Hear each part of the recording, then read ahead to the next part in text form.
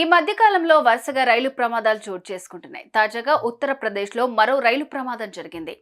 గోండా జిల్లాలోని జిలాహి railway station సమీపంలో Chandigarh Dibrugarh express రైలు పట్టాలు తప్పింది. దీంతో ఏసీ కంపార్ట్మెంట్లోని 4 బోగీలు బోల్తా కొట్టాయి. 12 బోగీలు పక్కకు జరిగాయి.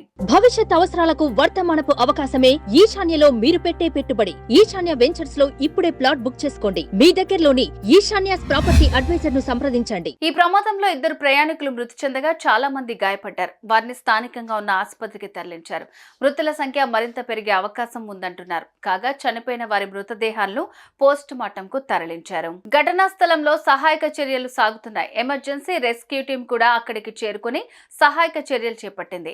లోపల చిక్కుకున్న వారిని సురక్షితంగా బయటకు తీస్తున్నారు. ట్రాక్ పై పడి ఉన్న బోగీలను తీస్తున్నారు. అలానే బోగీల కింద ఎవరైనా ఉంటే వీరిని దగ్గరలోని ఆసుపత్రికి తరలిస్తున్నారు. కాగా ఈ ప్రమాదం ఎలా జరిగిందనేది ఇప్పటి వరకు తెలియలేదు.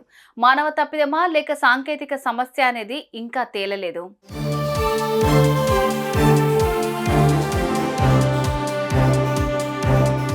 అటు ఈ ప్రమాదంపై అస్సాం ముఖ్యమంత్రి హిమంత బిశ్వ శర్మతో పాటు యూపీ సీఎం యోగి ఆదిత్యనాథ్ అధికారులతో మాట్లాడారు.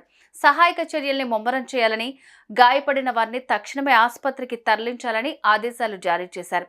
ప్రమాదం జరగడానికి గల కారణాలేంటో తెలుసుకోవడం కోసం రైల్వే శాఖ విచారణకు ఆదేశించింది.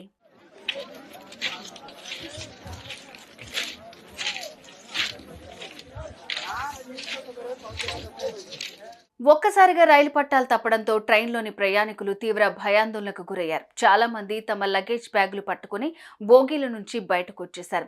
ఎక్కడ మంటలు వస్తాయా అనే భయం వారికి కలిగిందని, చావును దగ్గర నుంచి చూశామని పలువురు చెప్పుకొచ్చారు.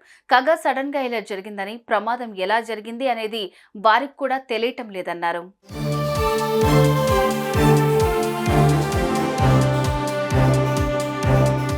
వరుసగా రైలు ప్రమాదాలు జరుగుతున్నాయి. దీనికి కారణం ఏంటి అనే విషయంపై రైల్వే అధికారులు ఆరా తీస్తున్నారు.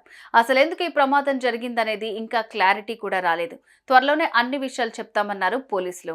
సుమన్ టీవీలో మీ పర్సనల్ అండ్ బిజినెస్ ప్రమోషన్స్ కోసం కింది నెంబర్కి కాంటాక్ట్ చేయండి.